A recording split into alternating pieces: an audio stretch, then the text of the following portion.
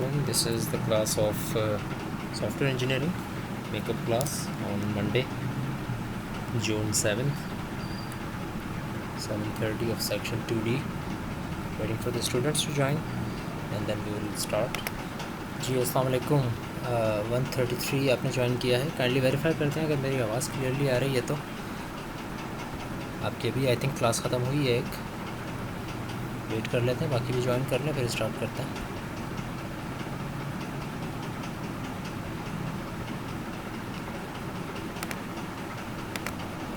आवाज़ की कंफर्मेशन का मुझे अभी तक मैसेज नहीं आया है. मेरे माइक स्केल तो बता रहा है कि mic is working properly. Finally मुझे अगर कंफर्म कर देंगे मैसेज लिख के कि मेरी आवाज़ क्लियरली आ रही है आप तक, तो फिर स्टार्ट करते हैं कुछ देर में जब बाकी ज्वाइन कर लें.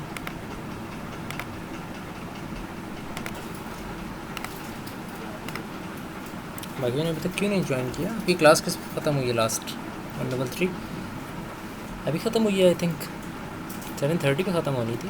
काफ़ी देर हो गई है, किसी ने भी ज्वाइन नहीं किया. मैं स्क्रीन शेयर कर रहा हूँ and then we will start. Hopefully तब तक बाकी ज्वाइन कर लेंगे.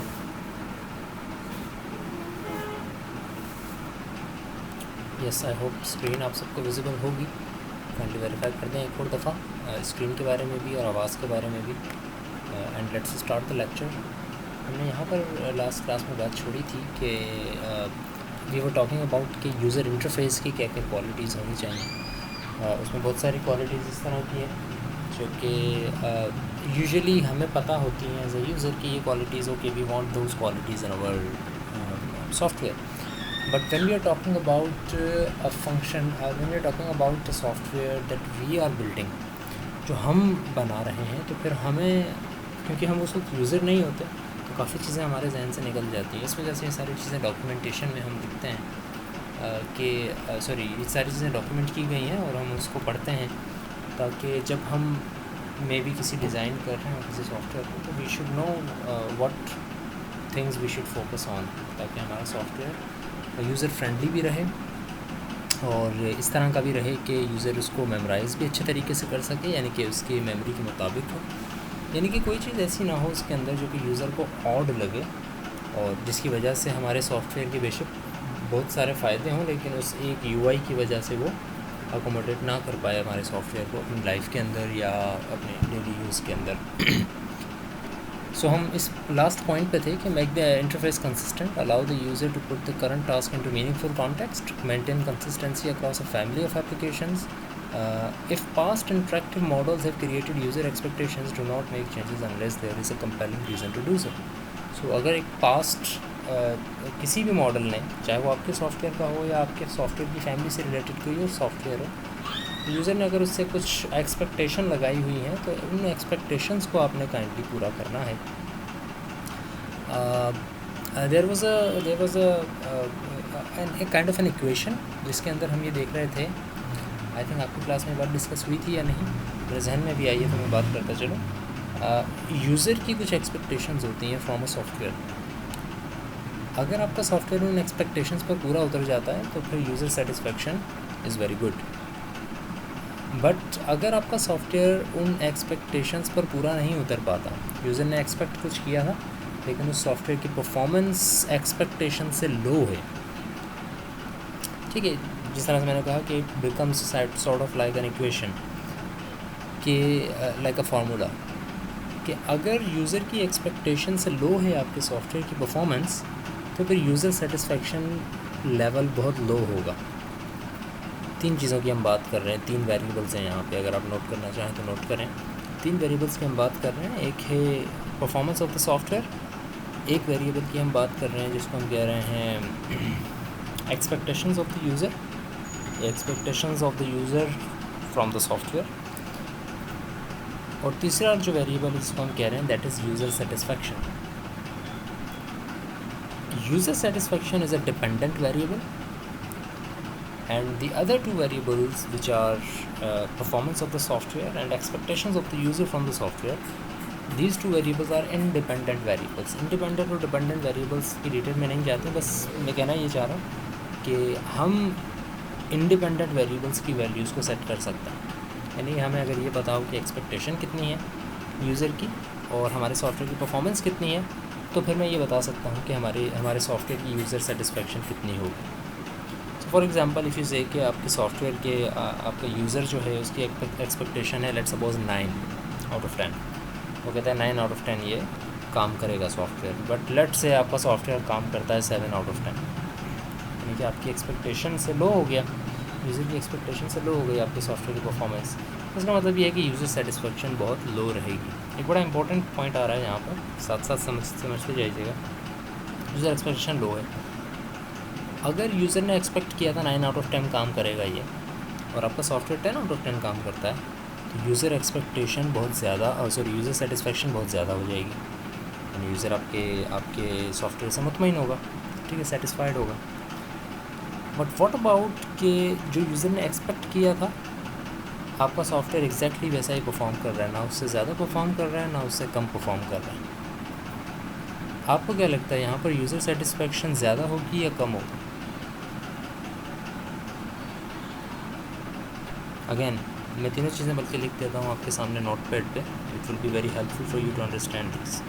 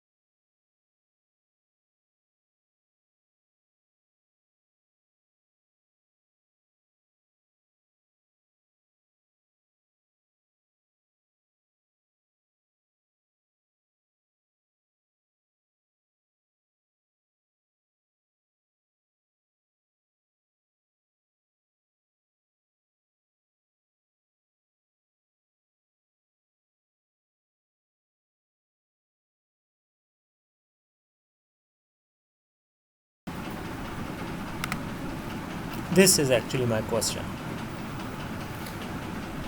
USTUEXSP ये मैंने नाम रखे हैं ताकि मुझे बार बार पूरी चीज़ें ना लिखनी पड़े। So if software performance is greater than users expectation, then that means कि user satisfaction increases. If software performance is less than user expectations, then that means user satisfaction decreases. If software performance is the same as user's expectation, what do you think will happen to user satisfaction?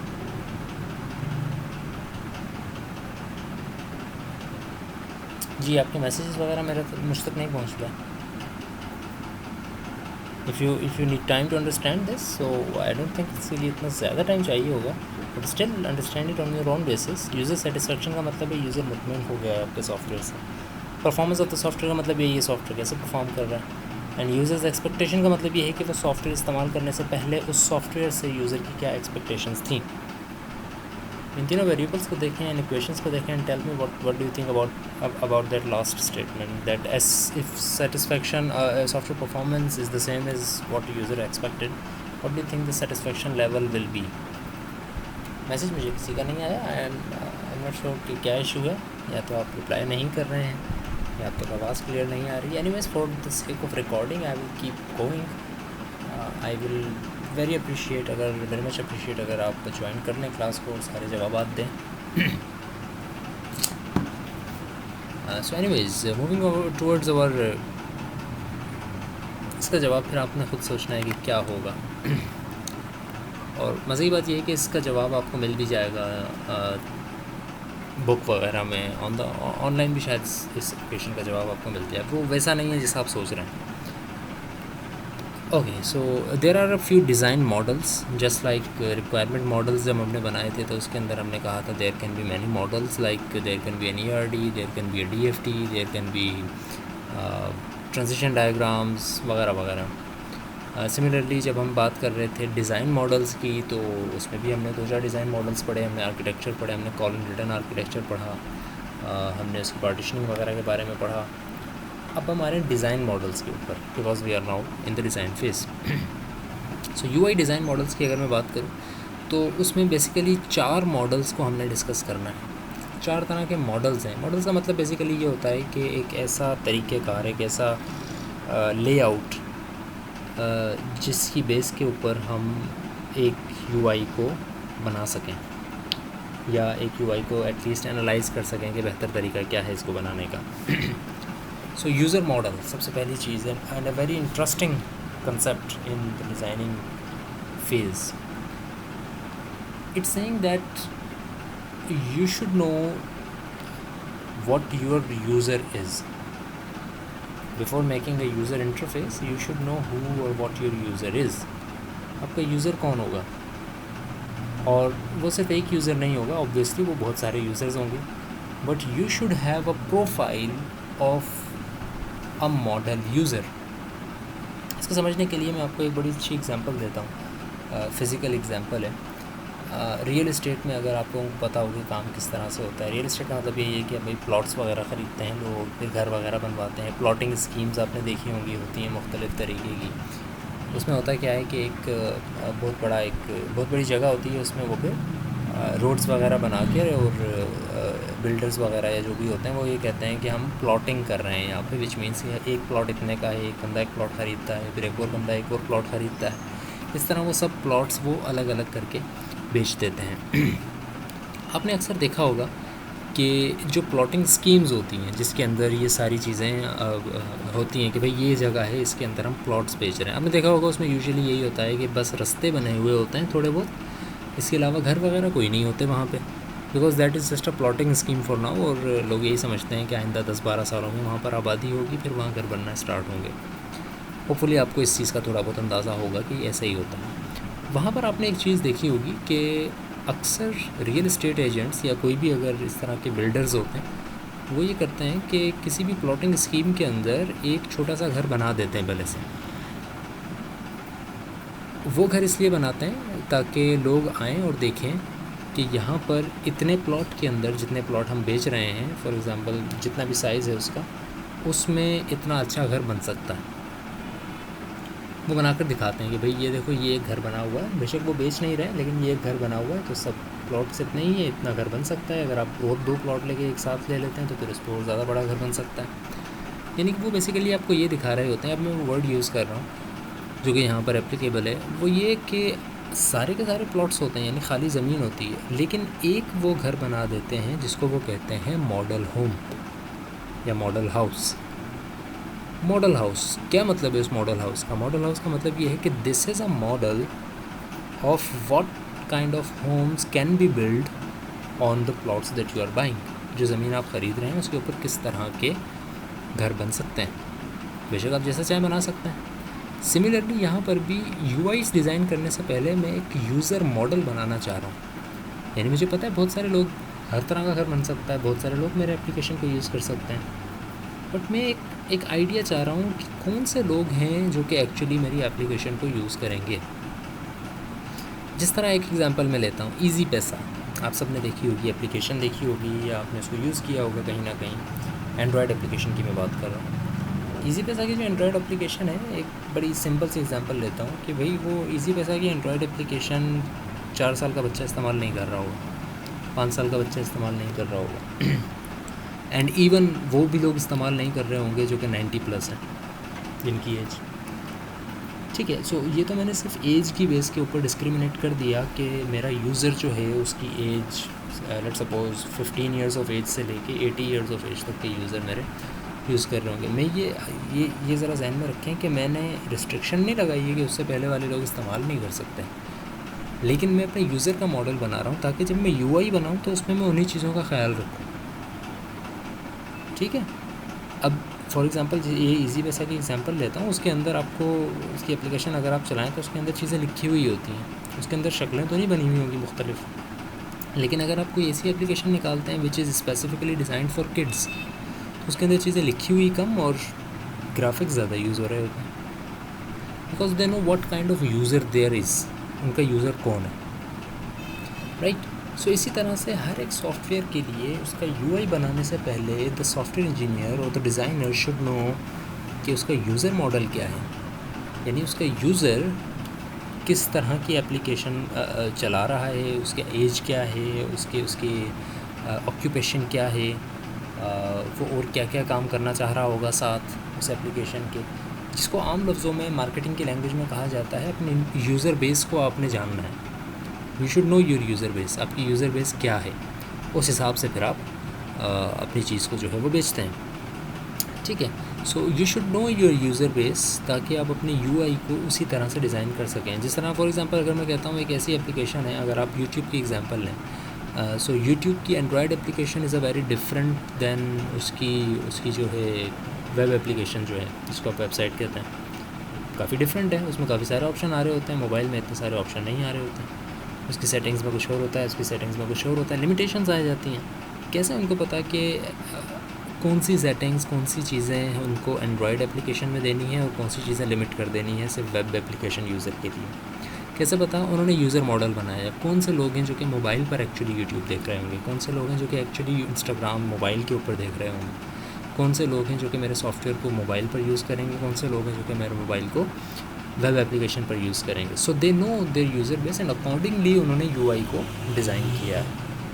Similarly किसी भी software की starting UI बनाने के लिए भी we should know कि what kind of user will be of, हमें एक प्रोफाइल बनानी है, एक ऐसी प्रोफाइल जो कि हमें ये बताए कि एक्चुअली आपका यूज़र किस तरह का होगा, ताकि उस यूज़र के हिसाब से आप ये बता सकें कि आपके यूआई में कौन सी प्रॉपर्टीज़ होनी चाहिए और कौन सी प्रॉपर्टीज़ नहीं होनी चाहिए। ठीक है, आपने ये देखा होगा कि भाई अगर आप उसको बना देते हैं कंट्री वाइज भी आप देखते हैं कि यूट्यूब या इस तरह की जो मल्टीनेशनल वेबसाइट्स हैं या एप्लीकेशंस हैं वो डिफरेंट कंट्रीज़ के हिसाब से भी अपनी यूआई को डिफरेंशिएट करती हैं। तो ये जो डिफरेंशिएशन आ जाती है, this is because they have a profile of the users and उस प्रोफाइल पे अगर आप काम करें तो your UI would be very helpful, your UI would be very appealing to that customer base. Similarly हम डिज़ाइन मॉडल की बात करते हैं। ये तो हो गया user model, which means you should have a model of your user कि what is your user, so that it will help you in order to design your user interface. Then design model, it is a design realization of a user model. It's actually depending on the user model, but इसको ज़रा समझने के लिए थोड़ी सी technical चीज़ हमें देखनी पड़ेगी। It's not a very interesting thing जो कि हमें आसानी से समझ में आ सके, but it's a very technical thing और हमने टेक्निकल को ही देखना है। Design model is actually saying कि यूज़र मॉडल ही होगा, यानी कि ये होगा यूज़र मॉडल ही, लेकिन it would be the design model. यानी कि आप यूज़र मॉडल जब आप बना रहे थे तो आपने लिख दिया कि भाई कौन यूज़र होगा, उसकी एज क्या होगी, उसकी ऑक्यूपेशन क्या होगी, उसका कंट्री क्या होगा, उसकी जॉब क्या होगी, उसकी नेचर क्या होगी, व्हाटएवर। लेकिन अब आप उसका डिज़ाइन मॉडल बना रहे हैं। डिज़ाइन मॉडल का मतलब ये है कि अब आपने इसके वो फीचर्स भी देखने हैं जो कि आमतौर पर इस तरह की एप्लीकेशंस, इस तरह की डिटेल में आपको नज़र नहीं आते। जैसे कि अगर मैं एक यूज़र बताता हूँ आपको, मैं उसकी सारी डिटेल आपको दे देता हूँ, लेकिन जब आप यूआई बना रहे होंगे तो आपको इस बात का भी ध्यान रखना पड़ेगा कि अच्छा भाई इन सब यूज़र्स में से डिसेबल कितने हैं, राइट। यानी कि कोई, किसी की हेयरिंग इम्पेयरमेंट है, किसी की विजन इम्पेयरमेंट है, ठीक है, यानी कि कोई देख नहीं सकता, कोई सुन नहीं सकता, कोई चल नहीं सकता, किसी का कद छोटा है, कोई किसी को बैठने में तकलीफ़ होती है ज़्यादा तो वो लेट कर चलाएगा ये एप्लीकेशन, किसी को लेटने में ज़्यादा तकलीफ़ होती है वो हो सकता है खड़े होकर ज़्यादा चलाए एप्लीकेशन। अब इसमें आपने वो देखना है डिज़ाइन मॉडल के अंदर कि ठीक है, अब वो तो आपका यूज़र मॉडल तो पता है, लेकिन अब उसका डिज़ाइन क्या होगा उस यूज़र में। इसको ऐसे ही समझें कि user model is the requirement analysis कि क्या क्या चीज़ें होनी चाहिए आपके यूज़र में, and design model is the architecture of your user कि अच्छा आपका यूज़र अब होगा किस तरह actually. Then there is mental model. Now this is a very interesting concept, and it is actually known as system perception, and it says कि you should also make a UI based application, यानी कि आपने UI बना लें पूरी की पूरी, लेकिन ये सोचकर नहीं कि आपने आपके सॉफ्टवेयर में क्या है उसकी क्या UI होनी चाहिए, बल्कि ये सोच के कि यूज़र क्या सोच रहा है कि आपकी एप्लीकेशन किस तरह की है और उसकी UI किस तरह से होनी चाहिए। यानी कि यूज़र आपकी एप्लीकेशन का सोच के क्या UI सोच रहा है उसका एक डिज़ाइन आपने बनाना है। यानी यूज़र क्या परसेप्ट कर रहा है कि आपके UI किस तरह की होगी। फॉर एग्ज़ाम्पल एक एप्लीकेशन है जो कि आपने कभी नहीं चलाई, राइट। लेट्स से कि मैं एक एप्लीकेशन कहता हूँ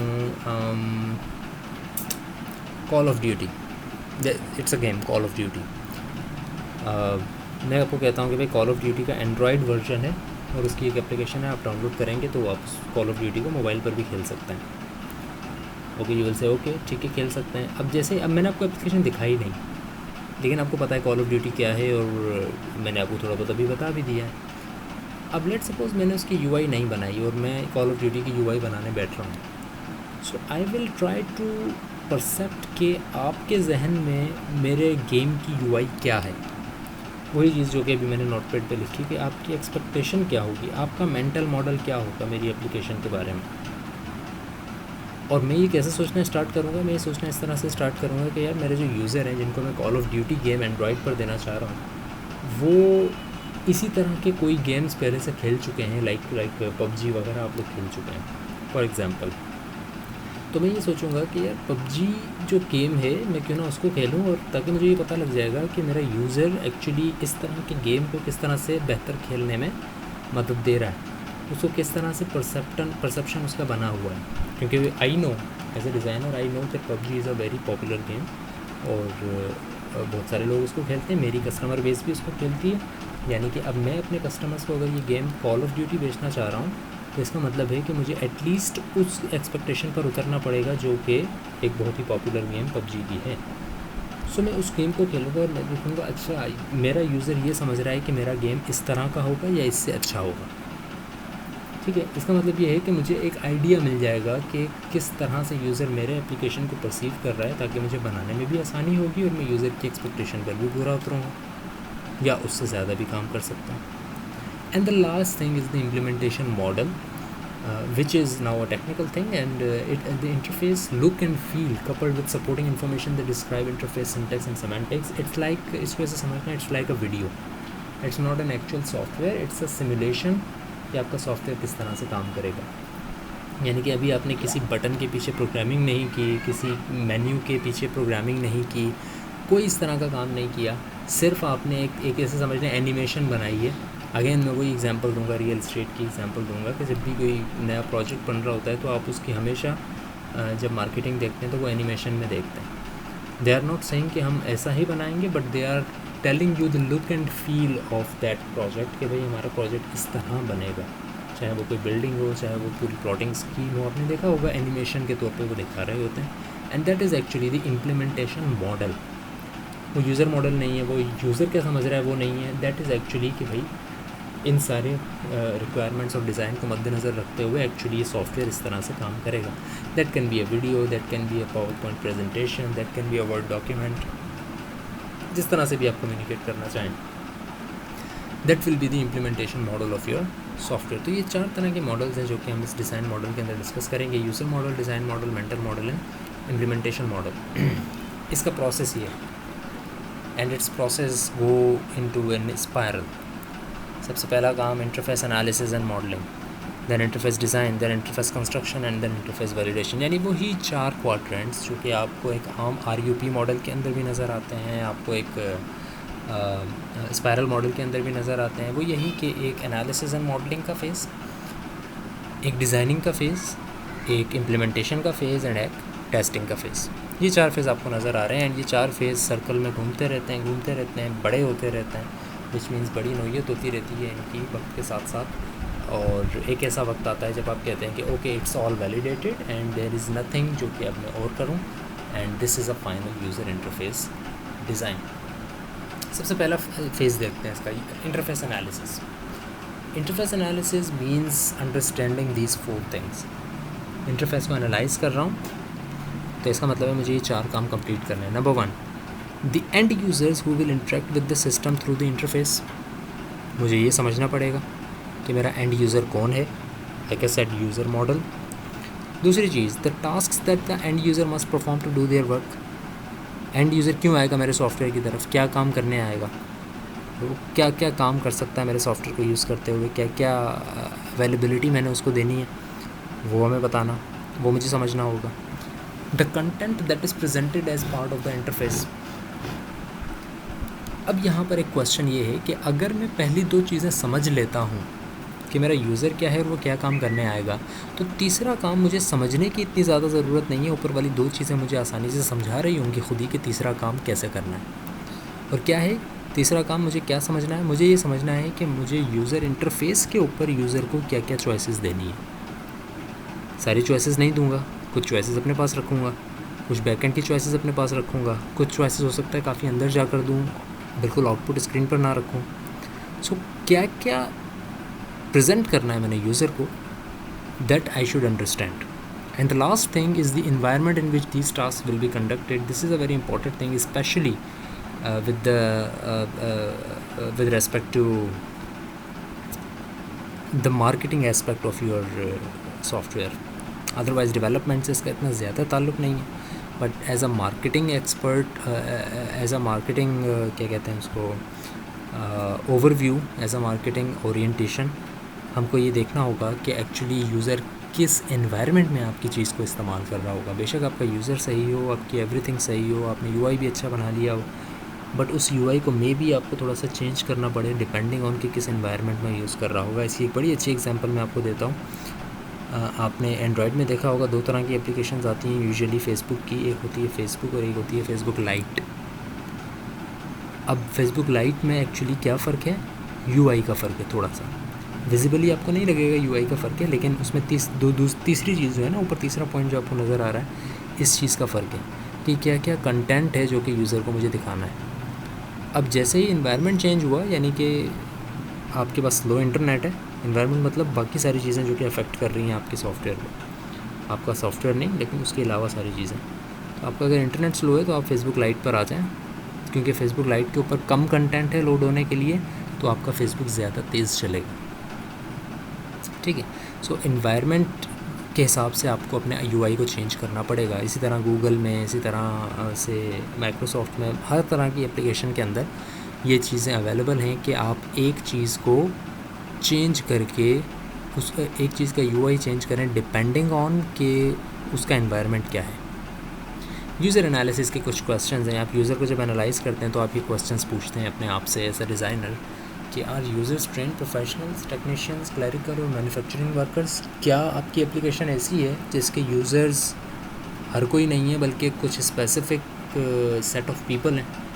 यानी कि कुछ एप्लीकेशंस ऐसी होती हैं, जैसे CMS की एप्लीकेशन लेते हैं हम, हमारी जो CMS है यूनिवर्सिटी का CMS, वो CMS की एप्लीकेशन के एंड यूज़र्स कौन है, सब तो नहीं है। सही है, आपके फॉर एग्जांपल आपके घर में आपके कज़न्स नहीं चला रहे होंगे, वो आपके भाई बहन नहीं चला रहे होंगे, आपके छोटे भांजे भांजी नहीं चला रहे होंगे। वो स्पेसिफ़िकली डिज़ाइन किया गया है सिर्फ यूनिवर्सिटी के इसके SMI यूनिवर्सिटी के स्टूडेंट्स के लिए। इसका मतलब है it is a very limited customer base. तो इसी वजह से आप देख रहे हो कि CMS का UI इतना ज़्यादा इंटरेक्टिव नहीं है, क्योंकि उसको सबसे ज़्यादा इंटरेक्ट थोड़ी ना करना है, उसको सिर्फ ट्रेंड प्रोफेशनल्स के साथ इंटरेक्ट करना है। और आपके साथ भी ऐसा ही होता है कि आप जब यूनिवर्सिटी में आते हैं तो आपको ट्रेनिंग मैनुअल इसका दे दिया जाता है, चाहे आप यूनिवर्सिटी में आए ना आए, ये वेबसाइट पर ये चीज़ अवेलेबल है, आप ट्रेनिंग मैनुअल इसका देखते हैं और उससे सीखते हैं।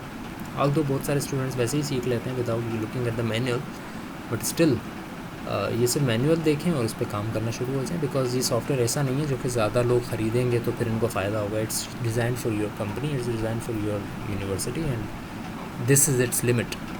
What level of formal education does the average user have, average user की फॉर्मल एजुकेशन कितनी होगी।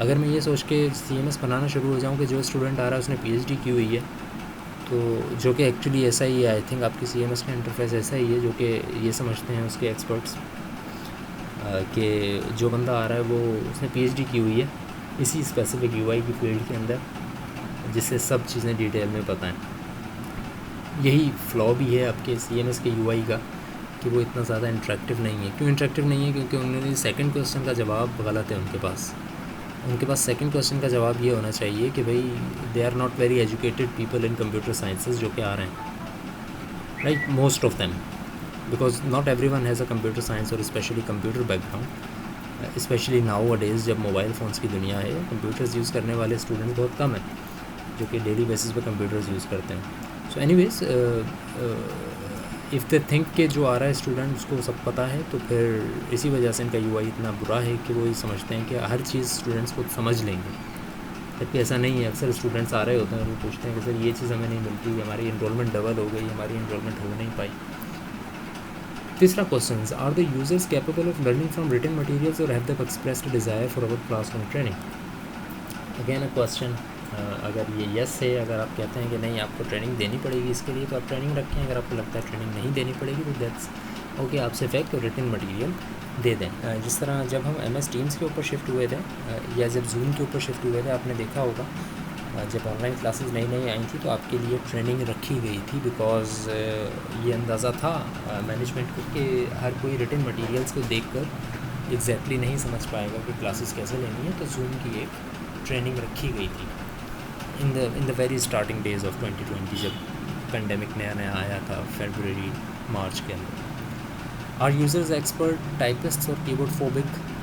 What is the age range of the user community? Will the users be represented predominantly by one gender? It's a very important thing. If you think कि आपकी user base ऐसी है जिसके अंदर एक जेंडर बहुत ज़्यादा होगा, ना सिर्फ जेंडर बल्कि एक एज ग्रुप के लोग सबसे ज़्यादा होंगे, यानी आप लेट सपोज कहते ये हैं कि आपके यूज़र्स हर तरह के होंगे, हर एज ग्रुप के होंगे, लेकिन फॉर एग्ज़ाम्पल 80% लोग वही हैं जो कि 18 to 30 ईयर्स ऑफ एज के हैं, वही आपकी एप्लीकेशन यूज़ कर रहे हैं, इसके अलावा बहुत कम है। इसका मतलब ये है कि आपको अपनी एप्लीकेशन को इस तरह से डिज़ाइन करना पड़ेगा जो कि उन लोगों को 18 से 30 ईयर्स ऑफ एज जो कि ज़्यादातर यूज़र हैं उनको ज़्यादा अपील करें, रादर दैन कि बाकियों को आप उस मार्केट को आप टारगेट नहीं करेंगे। How are users compensated for work they perform? Do the user work normal office hours or do they work until the job is done? There can be multiple questions. इसके अलावा भी बहुत questions हैं जो कि you can design your self and ask your self कि भाई इसके जवाब की बेस के ऊपर मुझे एनालाइज करना है कि एक्चुअली मेरा यूज़र कैसा है, उसमें क्या प्रॉपर्टी। डिज़ाइन इशूज़ पहले भी हम इस पर बात कर चुके हैं। रिस्पॉन्स टाइम आपकी एप्लीकेशन का ख़राब है, ये डिज़ाइन का इशू है। अगर आपका रिस्पॉन्स टाइम पूरा है भी तब भी यूज़र को कंट्रोल दें, मैसेजिंग करें यूज़र के साथ, यूज़र को कहें कि ओके इतना टाइम लग रहा है इसमें, अगर आप कंटिन्यू करना चाहते हैं तो ठीक है, वरना फिर आप इस क्या कहते हैं इस रिक्वेस्ट को ख़त्म कर दें।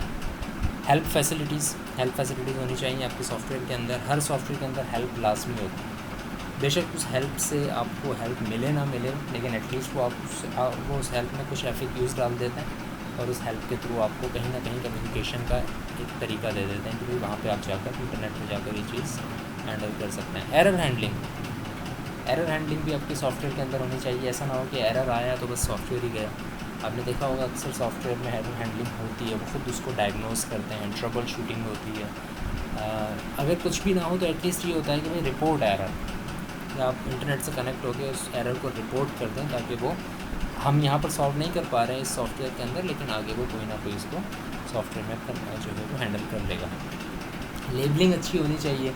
आपने देखा होगा अक्सर ऐसा होता है कि आप एक बटन पर लेकर जाते हैं माउस और आपको पता नहीं होता वो बटन किस चीज़ का है। आप करके देखते हैं, स्पेशली वर्ड या एक्सेल वगैरह में ऐसा होता है, और उसको क्लिक करते हैं तो आपको पता लगता है अच्छा इससे ये हो रहा है, फिर आप कंट्रोल सेट करते हैं। लेकिन ज़्यादातर अच्छे सॉफ्टवेयर ऐसे ही करते हैं कि आप जाते हैं उस बटन के ऊपर, जैसे माउस लेकर जाते हैं तो वो लेबल करके बता देता है कि भाई ये बटन ये है। थोड़ा बहुत उसके बारे में लिख भी देते हैं कि भाई ये एक्चुअली ये काम करेगा। स्पेशली अगर आप गूगल शीट्स या गूगल डॉक्यूमेंट्स के ऊपर काम करते हैं तो आपको इसमें फ़र्क वाज़ेह नज़र आएगा कि गूगल डॉक्यूमेंट आपको एग्जैक्टली उन चॉइसेस के बारे में लेबलिंग भी बताता है। एप्लीकेशन एक्सेसिबिलिटी का मतलब मैं वही लूँगा जो कि अभी मैंने थोड़ी देर पहले आपको बताया कि अगर कोई डिसेबल्ड पर्सनस हैं, जिनको हम आजकल स्पेशली एबल्ड पीपल कहते हैं, यानी कि किसी की हेयरिंग इम्पेयरमेंट है, कोई सही से सुन नहीं सकता, कोई सही से बैठ नहीं सकता, कोई सही से चल नहीं सकता, तो इनके लिए एक्सेसिबिलिटी क्या power. It would be very interesting, it was very interesting for me जब मैंने इस बात को पहली बार देखा, जब मैंने उन लोगों से इंटरेक्ट किया कि आप किसी भी सोशल मीडिया साइट पर जाएं और उसके ऊपर जब कमेंट्स या कोई इस तरह का फोरम होता है जिस पर आप बात कर रहे हैं, उसमें हो सकता है आपके साथ भी ऐसा हो। मेरे साथ ऐसा हुआ था कि मुझे एक शख्स ऐसा मिला जो कि ही वॉज टोटली ब्लाइंड, और वो उसी तरह कंप्यूटर को यूज़ कर रहा था जिस तरह मैं यूज़ कर रहा हूँ, वो भी उसी तरह कमेंट्स कर रहा था, लाइक कर रहा था, वही सारी चीज़ें कर रहा था। बट वो उसके जब कमेंट्स आए, वो फोरम पूरा ओपन हुआ तो पता लगा कि this person is specially abled. But you know, आपका सॉफ्टवेयर इतना एक्सेसिबल होना चाहिए कि वो हर तरह के लोग उसको एक्सेस कर सकें। स्पेशली एबल्ड पीपल भी उसको एक्सेस कर रहे हैं। कोई सही से सुन नहीं सकता तो उसे देख कर पढ़ रहा होता है, कोई सही से देख नहीं सकता तो वो आप उसके लिए स्मार्ट असिस्टेंट्स आ गए हैं जो कि आपको रीड करके बता रहे होते हैं सारी चीज़ें। देयर आर मल्टीपल थिंग्स जिसको अकोमोडेट करना चाहिए हर एक सॉफ्टवेयर को। Software should not discriminate those people जो कि स्पेशली एबल्ड हैं। अगर कोई स्पेशली एबल्ड है तो आपका सॉफ्टवेयर सिर्फ उन लोगों के लिए नहीं है जो कि सही से देख सकें, सही से सुन सकें, बल्कि हर किसी के लिए होना चाहिए। क्योंकि जो लोग सही से सुन नहीं सकते वो किसी दूसरे तरीके से सुन रहे होते हैं, राइट। उनके पास कुछ दूसरी जो है वो तरीके होते हैं जिनको यूज़ करते हुए वो सुन रहे होते हैं। लाइक जिस तरह आपको पता है कि अगर कोई बंदा सही देख नहीं सकता तो उनके लिए ब्रेल लैंग्वेज है, यानी कि वो लैंग्वेज है जो कि डॉट्स पे बनी हुई होती है, वो उसको फील करके और उसको पढ़ रहे होते हैं, and they can read faster than us. So there are alternatives available for them, so your software should accommodate those alternatives in your UI as well. Also internationalization, इसकी एक बड़ी अच्छी एग्जांपल मैं आपको ये दूंगा कि some of the softwares are specially I think Africa के जो कंट्रीज़ हैं उसमें जो कंप्यूटर्स यूज़ हो रहे होते हैं ज़्यादातर, वो उन लोगों की यूजेज इस तरह से है कि उन लोगों के लिए जो क्लोज और मिनिमाइज़ वगैरह का बटन है वो टॉप लेफ़्ट कॉर्नर पर होता है rather than top right corner पर। इस तरह लिनक्स यूज़र की बात कर लेते हैं, आप उन लोगों को छोड़ें। लिनक्स यूज़र जो होते हैं वो लोग ज़्यादातर टॉप लेफ़्ट कॉर्नर के ऊपर उनको क्लोज़ का बटन दिया जाता है, राइट। सो अगर मेरा सॉफ्टवेयर ऐसा होगा जो कि सिर्फ टॉप राइट के ऊपर क्लोज़ का बटन दे रहा है और टॉप लेफ़्ट के ऊपर नहीं दे रहा, तो ऑब्वियसली वो उन लोगों के लिए मसला पैदा करेगा जिन मुल्कों के अंदर सिर्फ लिनक्स यूज़ हो रहा होता है या लैंग्वेज बेस्ड चीज़ें यूज़ हो रही होती हैं, उनके लिए मसला पैदा करेगा। तो ये सारी चीज़ें भी हमने इन UI देखनी पड़ती हैं। ये सारी चीज़ें इंटरनेशनलाइजेशन स्पेशली ज़्यादातर अफेक्ट करती है जब आप एक वेब एप्लीकेशन बनाएं, यानी कि जब एक आप वेबसाइट बनाएं। सो आपको इंटरफेस को बहुत सारे क्वेश्चंस के जवाब देने चाहिए। सबसे पहला क्वेश्चन ये है कि वेयर एम आई, आप हैं कहाँ। The interface should provide an indication of the web app that has been accessed. Inform the user of a location in the content hierarchy. जब यूज़र इवन आप अभी अगर देखें, आप अगर गूगल पर जाते हैं, जैसे आप google.com लिखते हैं तो ऊपर .com.pk खुद ही हो जाता है अकॉर्डिंग टू योर लोकेशन। आपने जहाँ जिस IP से एक्सेस किया है, इट टेल्स यू कि आप गूगल पाकिस्तान पर हैं, आप गूगल नेदरलैंड्स पर नहीं हैं। सिमिलरली आप यूट्यूब पर जाते हैं तो youtube.com ही रहता है, लेकिन आपको नज़र आ जाता है कि you are now on YouTube PK other then any other YouTube. So a web application should know कि आप किस जगह पर हैं, ताकि वो बेहतर तरीके से आपको कंटेंट फराहम कर सके। कुछ कंटेंट ऐसा होता है जो कि आप सिर्फ पाकिस्तान के लिए होता है, कुछ कंटेंट ऐसा होता है जो कि पाकिस्तान के लिए अवेलेबल ही नहीं होता। So where are you, your UI should know that what can I do now, कौन कौन सी चीज़ें अवेलेबल करनी हैं according to your location. The interface should always help the user understand its current options, what functions are available, what links are live, what content is relevant, what content is irrelevant, and so on. And now especially where have I been and where am I going. Back forward के जो button है, टैबिंग सही से होनी चाहिए। आप किसी website को एक्सप्लोर करते करते काफ़ी आगे चले जाते हैं और फिर लेट सपोज आप दूसरे दिन आते हैं और आपको पता ही नहीं होता कि आप उस पेज पर कैसे जाएँ। तो जब भी आप किसी भी पेज पर जाएं, उस पेज के ऊपर उसकी टैबिंग होनी चाहिए कि now you are on home, और देन होम से आपने इस पर क्लिक किया, फिर इस पर क्लिक किया, now you are on this page. Provide a map, easy to understand map of where the user has been and what paths may be taken to move somewhere else within the web application। ठीक है। Interface design principles, नाम देकर मैं एक एक थोड़ी सी बात इसकी बता देता हूँ, डिटेल में हम नेक्स्ट क्लास के अंदर पढ़ेंगे। एंटिसिपेशन, वेबसाइट को पता होना चाहिए यूज़र को क्या करने वाला है। कम्युनिकेशन, यूज़र को कम्युनिकेट करें, यूज़र को कंट्रोल दें। कंसिस्टेंसी होना चाहिए, कंसिस्टेंसी का मतलब यही है कि जिस तरह से हम पहले बोल रहे थे कि भाई कंसिस्टेंट होना चाहिए अपनी वेब एप्लीकेशन की UI, चेंज ना होती रहे हर वक्त हर पेज के साथ। कंट्रोल्ड ऑटोनॉमी, हर एक चीज़ कंट्रोल्ड होनी चाहिए। ऐसा ना हो कि आप एक पेज एक जगह से एक्सेस कर रहे हैं तो दूसरी जगह से भी वही पेज आ रहा है, तीसरी जगह से भी वही पेज आ रहा है, एक बटन पर क्लिक कर रहे हैं तो वही पेज रिफ्रेश हो रहा है। एफिशिएंसी होनी चाहिए, ज़्यादा से ज़्यादा चीज़ें कम से कम बटन्स, कम से कम डेटा के अंदर दिखाई जा सकें। फोकस हो। फिट्स लॉ, फिट्स लॉ कहता है कि time to acquire a target is a function of the distance to and size of the target. Size कितना बड़ा है टारगेट का, कितनी बड़ी चीज़ पर पहुंचना है, कितनी इंपॉर्टेंट चीज़ पर पहुंचना है, उसका लेट्स सपोज आपको बहुत इंपॉर्टेंट चीज़ है एक वेबसाइट पर रखनी है, बहुत इंपॉर्टेंट चीज़। फिट्स लॉ ये कहता है कि सबसे ज़्यादा इंपॉर्टेंट चीज़ सबसे करीब होनी चाहिए और सबसे कम इम्पोर्टेंट चीज़ सबसे दूर। ये है फिट्स लॉ। ये न सिर्फ वेबसाइट के लिए, ये सब चीज़ों के लिए अवेलेबल है। आप भी अपने रूम को अगर देखते हैं या अपनी कोई भी चीज़ अगर ऑर्गेनाइज़ करते हैं, आप यही समझते हैं, यही सोचते हैं। आप बैग अगर कोई बनाते हैं कि भाई मुझे जाना यूनिवर्सिटी में बैग बनाता हूँ, तो आप से जो ईज़िली एक्सेसिबल जिप होती है उसके अंदर आप अपनी नॉर्मल चीज़ें रख देते हैं, लाइक आपने पेन रख दिया। अब उस ईज़िली एक्सेसिबल जो ज़िपर होता है उसके अंदर आप अपनी बड़ी चीज़ें, फॉर एग्जांपल लैपटॉप या उसका चार्जर नहीं रखते हैं। ये है फिट्स लॉ। यही चीज़ अप्लाई होती है हर तरह की वेब एप्लीकेशन के ऊपर भी। आज की क्लास में यहीं तक रख रहा हूँ। अगर कोई क्वेश्चन, कोई क्यूरी है अभी तक तो पूछ लें। होपफुली नहीं होगी, because this is theoretical subject और अभी हम थ्योरी की काफ़ी बात कर रहे हैं। बहुत अच्छी अच्छी सजेशन भी आ सकती हैं इन सब चीज़ों को समझते हुए, बट वो नहीं आ रही। आई विल होप कि नेक्स्ट क्लास के अंदर जब हम इन चीज़ों को डिस्कस करें तो बहुत सारी नई सजेशंस या बहुत सारे नए कमेंट्स मेरे पास आएँ, जिसको देखते हुए हम कोई नई चीज़ें भी सीखें। नेक्स्ट क्लास आई थिंक हमारी है कल, सॉफ्टवेयर इंजीनियरिंग की भी और डिस्क्रीट स्ट्रक्चर्स की भी। सो उसके अंदर हम इसी डिस्कशन को थोड़ा सा और आगे लेकर चलेंगे UI से रिलेटेड। तब तक कोई और कंसेप्ट आपके जहन में अगर आते हैं तो उनको बेशक नोट करके रखें, नेक्स्ट क्लास में हम उनको डिस्कस कर सकते हैं। So that's about it from today's class. Thank you very much and see you tomorrow.